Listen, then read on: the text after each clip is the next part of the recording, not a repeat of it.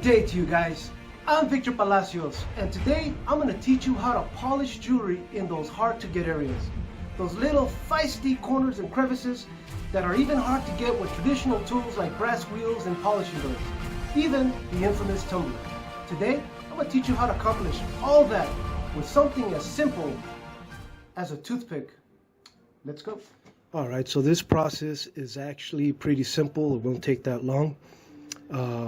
The things you're going to need, of course, is a toothpick, some polishing compound. I have some platinum blue here that works real nice for this process. And here I have an ID bracelet, and I custom made the name Zeke and soldered it on top of the nameplate.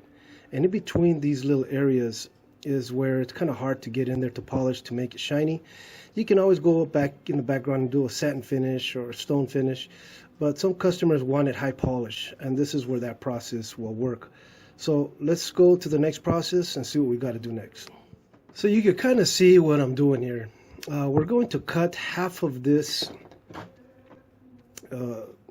toothpick here right down the middle. All right. And we're going to put it into our Fordham flex shaft. So let's go and do that. Just like that. And let's go and tighten it. Not too tight because it is a toothpick. And you want to go ahead and put some compound burr on the tip. Alright. Now I'm going to get a little bit closer on the next segment here so you can see how good it works.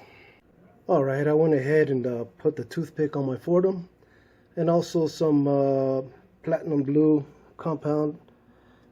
And let's go and give this a shot, and I'm going to just start right here.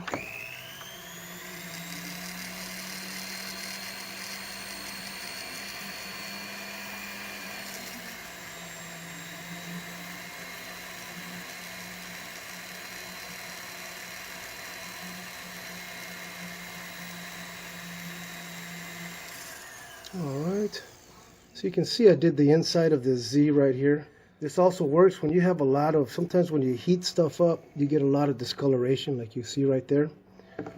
And if you just go and on those little areas, it will also polish that out.